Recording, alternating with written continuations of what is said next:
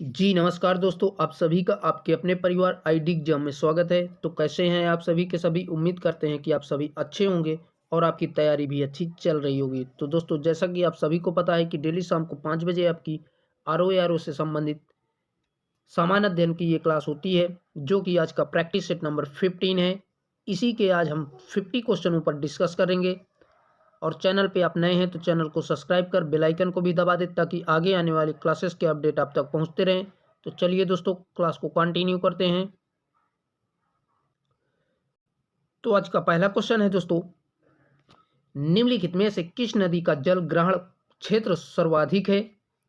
तो बताएं, इनमें से कौन सी नदी का जल ग्रहण क्षेत्र सर्वाधिक है? महानंदा का, सोन का, रामगंगा का या गंडक का? तो इन चारों में से राइट आंसर बनेगा ऑप्शन नंबर बी, सोन नदी का जल ग्रहण क्षेत्र सर्वाधिक है। ठीक है दोस्तों, तो ऑप्शन नंबर बी राइट हो जाएगा। आइए देखते हैं अगले क्वेश्चन को।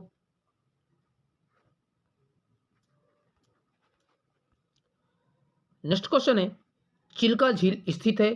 तो बताइए भैया, चिल्का झील कहाँ पर स्थित है? पश्चिम बंगाल में, आंध्र प्रदेश में, उड़ीसा में या तमिलनाडु में? तो आप सभी को पता होगा कि चिल्का झील उड़ीसा राज्य में स्थित है, तो ऑप्शन नंबर सी करेक्ट हो जाएगा। और बता दें, उड़ीसा राज्य में स्थित यह जो है खारे पानी की लैगून झील के नाम से भी जानी जाती है। किसके नाम से भैया? लैगून नाम के से भी जानी जाती है। ठीक है दोस्तों,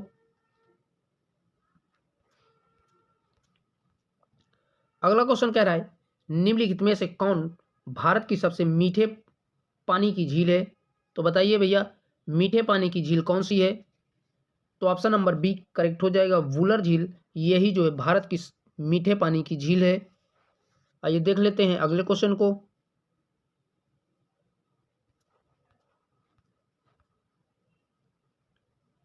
क्वेश्चन कह रहा है, निम्न में से कौन सही सुमेलित है? तो इन चारों में से बताइए भैया, कौन सही सुमेलित है? तो इन चारों में से राइट आंसर बनेगा option number C, Kolleru, Andhra Pradesh. यही जो है सही सुमेलित है, और बाकी के सारे तीनों ऑप्शंस गलत दिए हुए हैं। ठीक है दोस्तों, आइए बढ़ते हैं अगले क्वेश्चन की तरफ।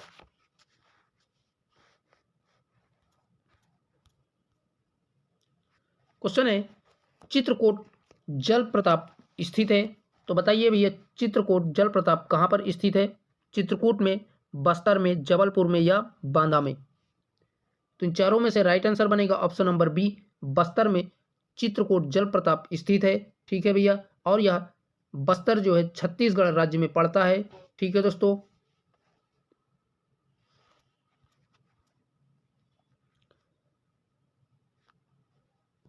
क्वेश्चन कह रहा है, चित्रकूट जलप्रपात निम्नलिखित में से किस नदी पर है? तो बताइए, यमुना नदी पर, मंदाकिनी नदी पर या इंद्रावती नदी पर या नर्मदा नदी पर? तो इन चारों में से राइट आंसर बनेगा ऑप्शन नंबर सी, क्योंकि इंद्रावत नदी छत्तीसगढ़ राज्य में बहती है। तो सीधी सी बात है कि यह चित्रकूट जलप्रपात इंद्रावती नदी पर स्थित है। अभी थोड़ी देर पहले ही हमने बताया, ये छत्तीसगढ़ राज्य में पड़ता है। आइए देख लेते हैं अगले क्वेश्चन को।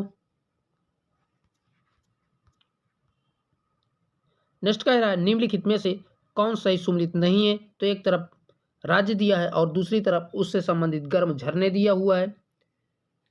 तो इन चारों में से राइट आंसर हो जाएगा option number D, Gujarat, Narayani. यही जो है गलत दिया हुआ है, बाकी के आपके तीनों सही दिए हैं। ठीक है दोस्तों, क्वेश्चन कह रहा है दोस्तों, निम्नलिखित स्थानों में से कहां पर आर्द्र जलवायु का अनुभव होता है? अहमदाबाद, कोची, लुधियाना या तेजपुर?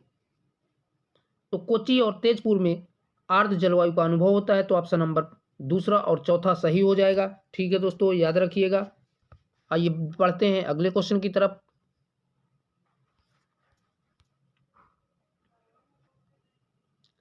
अगला क्वेश्चन है, भारत में मानसून की उत्पत्ति निम्नलिखित पवनों के किसके द्वारा होती है?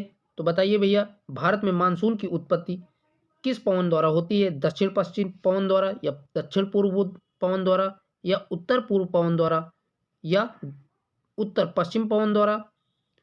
तो इन चारों में से राइट आंसर बनेगा ऑप्शन नंबर ए, दक्षिण पश्चिम पवन द्वारा भारत में मानसून की उत्पत्ति होती है। और साथ ही बता दें, भारत में कुल वर्षा अधिकांश दक्षिण पश्चिम मानसून से प्राप्त होती है। और यह सर्वप्रथम भारत में मानसून केरल राज्य में आता है, तो याद रखिएगा। चलिए बढ़ते हैं अगले क्वेश्चन की तरफ।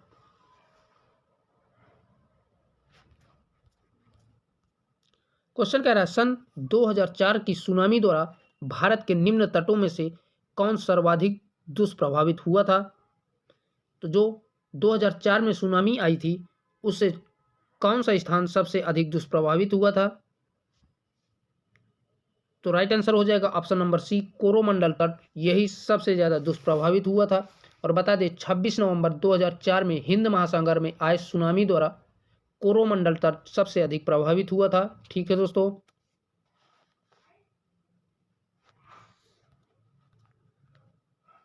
क्वेश्चन कह रहा है निम्न में से किस जिले में मार मृदा पाई जाती है। मोस्ट इंपॉर्टेंट क्वेश्चन है दोस्तों। तो बता दें बुंदेलखंड क्षेत्र में पाई जाने वाली मिट्टियों को दो व्यापक श्रेणियों में बांटा गया है। पहली काली मिट्टी और दूसरी लाल मिट्टी, तथा काली मिट्टी को भी दो भागों में बांटा गया है, जिसमें से पहली को कांवड़ मिट्टी और दूसरे भाग को मार मिट्टी कहा जाता है। ठीक है दोस्तों। तो यहां से आपका ऑप्शन नंबर डी करेक्ट हो जाएगा, झांसी। ठीक है दोस्तों।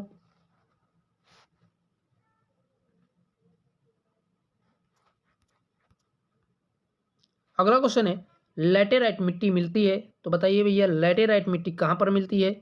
उत्तर प्रदेश में, हिमाचल प्रदेश में, पंजाब में, महाराष्ट्र में। तो इन चारों में से राइट आंसर बनेगा लैटेराइट मिट्टी महाराष्ट्र में मिलती है। ठीक है दोस्तों।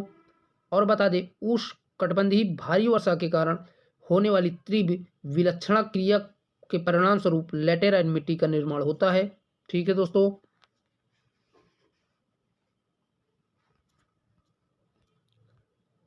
अगला क्वेश्चन है भारत में सबसे अधिक उपजाऊ मृदा कौन सी है।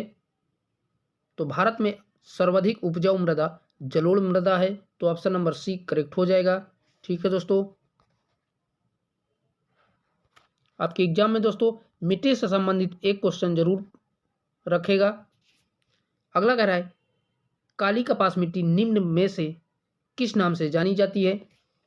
तो बता दें दोस्तों काली कपास मिट्टी को स्थानीय रूप से रेगुर कपास मिट्टी या जो है चेनोजेम के नाम से जाना जाता है। ठीक है दोस्तों। तो राइट आंसर हो जाएगा ऑप्शन नंबर डी, रेगुर। और यह जो है कपास के लिए बहुत ही उपयोगी मिट्टी मानी जाती है। ठीक है दोस्तों। चलिए भैया देखते हैं अगले क्वेश्चन को। क्वेश्चन कह रहा है सूची फर्स्ट को सूची सेकंड से सम्मिलित कीजिए तथा नीचे दिए गए कूट का प्रयोग करके सही उत्तर का चयन करें। तो एक तरफ सूची फर्स्ट में मिट्टी दिया है और दूसरी तरफ सूची सेकंड में उससे संबंधित राज्य दिए गए हैं। तो पहला कह रहा है जलोढ़, तो जलोढ़ मिट्टी उत्तर प्रदेश में पाई जाती है। अगला कह रहा है काली, तो काली मिट्टी जो है महाराष्ट्र में पाई जाती है। लाल, तो लाल मिट्टी आंध्र प्रदेश में पाई जाती है। और लास्ट कह रहा है मरुस्थली, तो ये जो है राजस्थान में पाई जाती है। तो इस प्रकार से इसका मिलान हो जाएगा। तो कूट के माध्यम से आप व्यवस्थित कर सकते हैं, ए को दूसरे से, बी को तीसरे से, सी को चौथे से और डी को पहले से। ठीक है भैया। चलिए देख लेते हैं अगले क्वेश्चन को।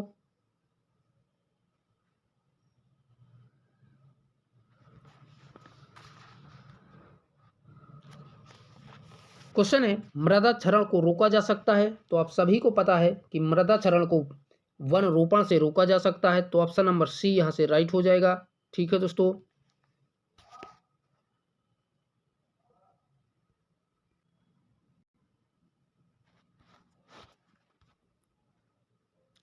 क्वेश्चन है विभिन्न प्रकार की मिट्टियों की जल धारण क्षमता का घटता हुआ क्रम है। तो इन चारों में से बताइए भैया जल धारण क्षमता वाला घटता क्रम कौन सा है।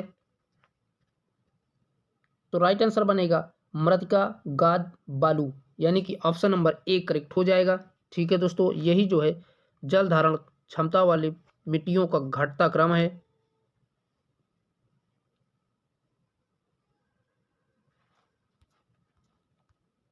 नेक्स्ट कह रहा है कथनों पर विचार कीजिए। तो पहला कह रहा है मिट्टी की प्रजातियों में से मृतिका अधिकांश जल धारण करती है, ये आपका सही दिया हुआ है।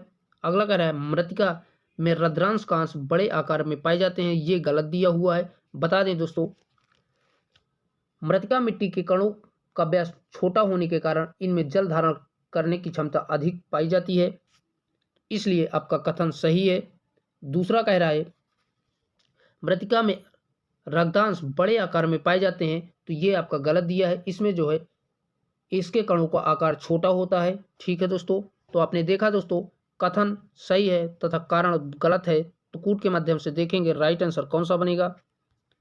तो इन चारों में से राइट आंसर हो जाएगा ऑप्शन नंबर सी, करेक्ट हो जाएगा। ठीक है दोस्तों, चलिए भैया बढ़ते हैं अगले क्वेश्चन की तरफ।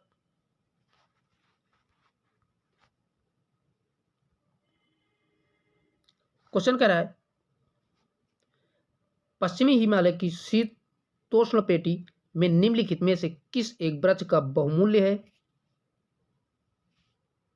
तो राइट आंसर बनेगा देवदार का जो है बहुमूल्य क्षेत्र है। ठीक है दोस्तों, पश्चिमी हिमालय के शीतोष्ण पेटी में। आइए देख लेते हैं नेक्स्ट क्वेश्चन को। अगला क्वेश्चन है निम्नलिखित में से किसका सुमेल नहीं है। तो बताइए भैया किसका सुमेल सही नहीं है। पहला कह रहा है सुंदरबन पश्चिम बंगाल, ये आपका सही है। अगला कह रहा है भितरकनिका उड़ीसा, ये भी सही है। पिचवरन तमिलनाडु, ये भी सही है। अगला कह रहा है वेम्बनाड कर्नाटक, ये आपका गलत दिया हुआ है, जबकि वेम्बनाड जो है केरल राज्य में स्थित है। ठीक है दोस्तों, याद रखिएगा यही आपका गलत दिया हुआ था और इस प्रश्न का भी आंसर ऑप्शन नंबर डी हो जाएगा।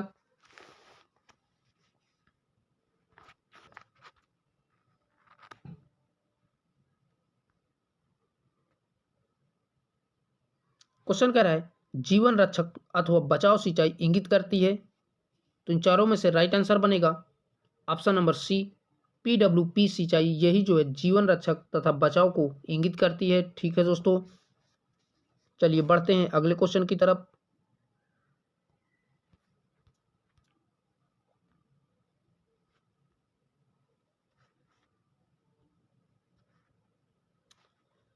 अगला क्वेश्चन कह रहा है हरि के बैराज निम्न में से किन नदियों में संगम पर है। तो बताइए भैया हरि के बैराज किन नदियों में जो है इसका संगम है। तो राइट आंसर बनेगा ऑप्शन नंबर डी, ब्यास और सतलज नदी में इसका संगम है। ठीक है दोस्तों, और बता दें इंदिरा गांधी नहर का उद्गम हरि के बैराज के निकट से ब्यास एवं सतलज नदी के संगम पर से होता है, जिसकी लंबाई 649 किलोमीटर के करीब है। ठीक है दोस्तों, याद रखिएगा सारे के सारे फैक्ट।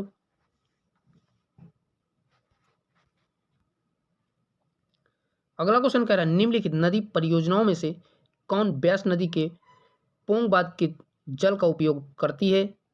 तो बताइए भैया कौन सी ब्यास नदी के पोंग बांध जल का उपयोग करती है। तो राइट आंसर हो जाएगा option number A, Indira Gandhi नहर परियोजना, यही जो है पोंग बांध के जल का उपयोग करती है। ठीक है भैया,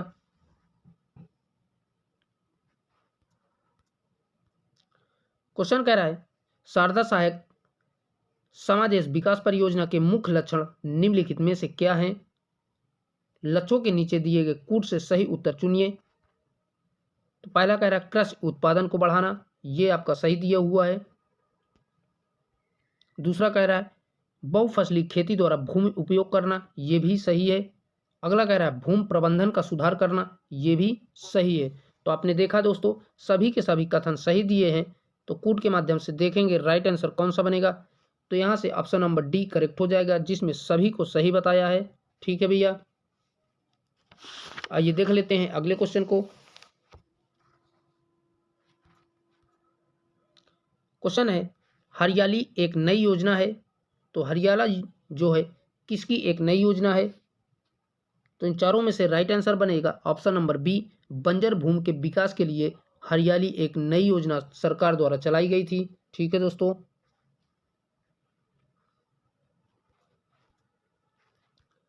अगला क्वेश्चन है सूची फर्स्ट को सूची सेकंड से सुमेलित कीजिए तथा सूचियों के नीचे दिए गए कूट से सही उत्तर का चयन करें। तो एक तरफ सूची फर्स्ट में नदी परियोजना दिया है और दूसरी तरफ उससे संबंधित नदियां दिया है। तो पहला कह रहा है इकडुब्बी, तो इकडुब्बी जो है पेरियार नदी पर बनी परियोजना है। अगला कह रहा है माता टीला, तो माता टीला जो है बेतवा नदी पर बनी है। अगला कह रहा है नागार्जुन सागर, तो आप सभी को पता होगा कि ये जो है कृष्णा नदी पर बनी है। अगला कह रहा है पोंच पादप, तो ये जो है गोदावरी नदी पर बनी है। तो इस प्रकार से इसका मिलान हो जाएगा। ठीक है दोस्तों, तो पुट के माध्यम से देखेंगे राइट आंसर कौन सा बनेगा।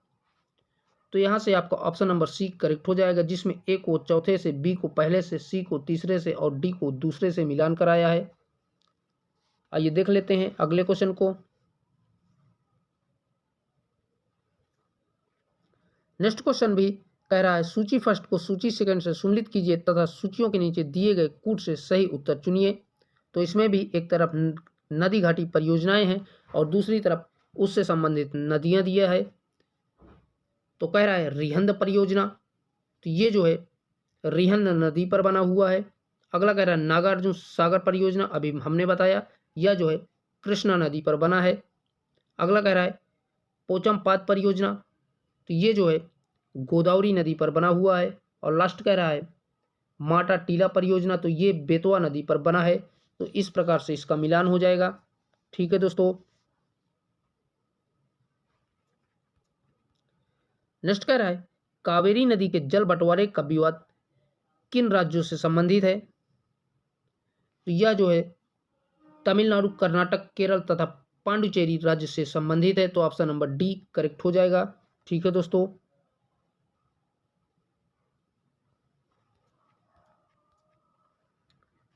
अगला क्वेश्चन है भारत के प्रथम जल विद्युत संयंत्र की स्थापना की गई थी।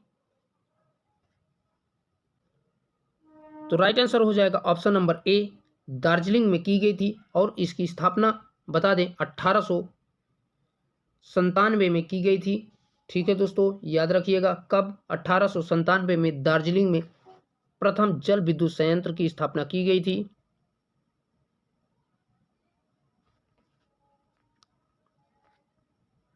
क्वेश्चन कह रहा है कालागढ़ बांध किस नदी पर बना हुआ है। तो बताइए भैया कालागढ़ बांध किस नदी पर बना हुआ है, यमुना पर, शारदा पर, गंगा पर या रामगंगा पर। तो राइट आंसर बनेगा ऑप्शन नंबर डी करेक्ट हो जाएगा, रामगंगा पर कालागढ़ बांध बना हुआ है। और बता दें इसकी कुल ऊंचाई 128 मीटर तथा इसकी लंबाई 715 मीटर के करीब है। ठीक है दोस्तों,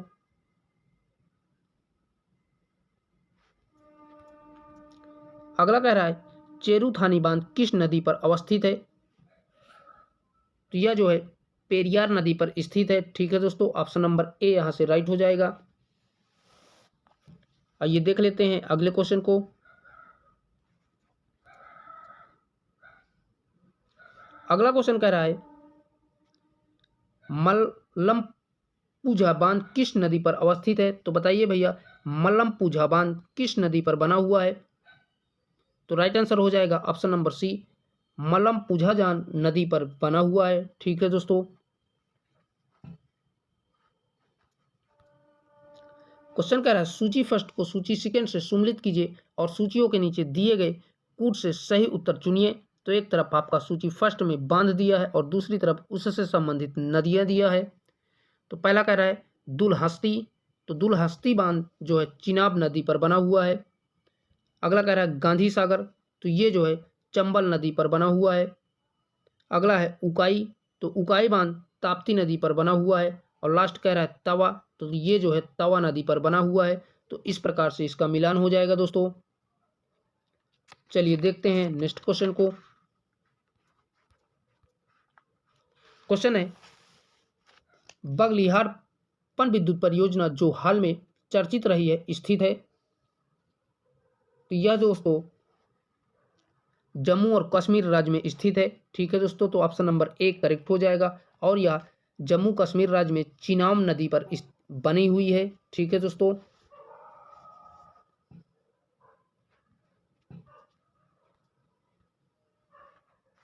क्वेश्चन कह रहा है सिंगरौली लघु जल विद्युत परियोजना अवस्थित है। तो सिंगरौली जल विद्युत परियोजना उत्तर प्रदेश में स्थित है। और बता दें यह उत्तर प्रदेश के सोनपुर जिले में स्थित है। ठीक है दोस्तों, याद रखिएगा।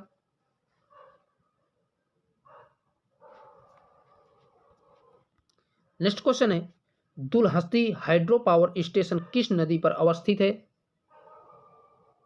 तो Dulhasti hydro power station Chenab नदी पर स्थित है। ऑप्शन नंबर बी यहाँ से राइट हो जाएगा। ठीक है दोस्तों।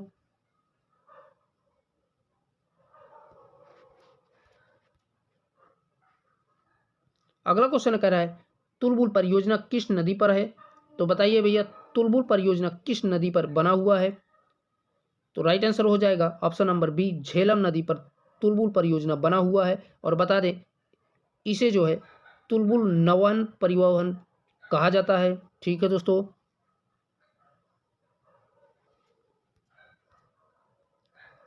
अगला क्वेश्चन कह रहा है निम्न में से कौन सा युग्म सही सुमेलित नहीं है? तो बताइए भैया इन चारों में से जो सही सुमेलित नहीं है उसको आपको पहचान करना है। तो राइट आंसर हो जाएगा ऑप्शन नंबर बी, तलैया बांध कोनार नदी, यही जो है गलत दिया हुआ है। ठीक है दोस्तों। जबकि तलैया बांध झारखंड राज्य में स्थित है। ठीक है दोस्तों।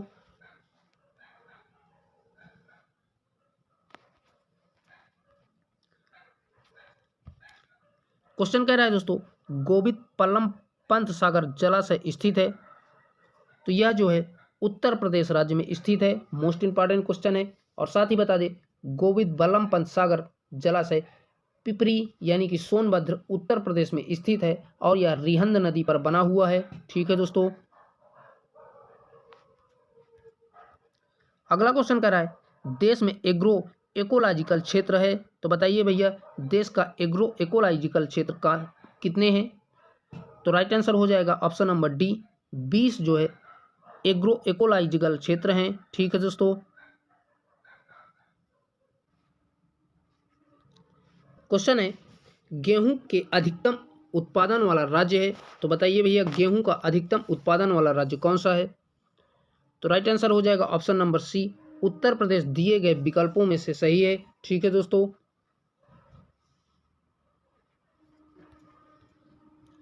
क्वेश्चन कर रहा है निम्नलिखित में से सही सुमेलित नहीं है। तो एक तरफ फसल दिया है और दूसरी तरफ उससे संबंधित प्रजातियां दी हुई है। तो इसमें से राइट आंसर हो जाएगा ऑप्शन नंबर बी, गेहूं सुक्ष सम्राट, यही जो है गलत दिया है। जबकि सुक्ष सम्राट जो है चावल की एक प्रजाति होती है। ठीक है भैया। आइए देख लेते हैं अगले क्वेश्चन को। क्वेश्चन कह रहा है केंद्रीय केला अनुसंधान केंद्र स्थित है। तो बताइए भैया केंद्रीय केला अनुसंधान केंद्र कहां पर स्थित है? तो राइट आंसर बनेगा ऑप्शन नंबर ए, त्रिची में स्थित है। तो ऑप्शन नंबर एक करेक्ट हो जाएगा। और बात करें त्रिची की तो ये जो है तमिलनाडु राज्य में पड़ता है। ठीक है दोस्तों। जिसकी स्थापना 21 अगस्त 1993 में की गई थी। कब भैया? 1993 में की गई थी। अगला क्वेश्चन है भारतवर्ष में प्रथम कृषि विश्वविद्यालय की स्थापना हुई थी। तो बताइए भैया किस वर्ष प्रथम विश्वविद्यालय कृषि की स्थापना की गई थी? तो राइट आंसर बनेगा ऑप्शन नंबर बी, 1960 ईस्वी में प्रथम कृषि विश्वविद्यालय की स्थापना की गई थी। ठीक है भैया।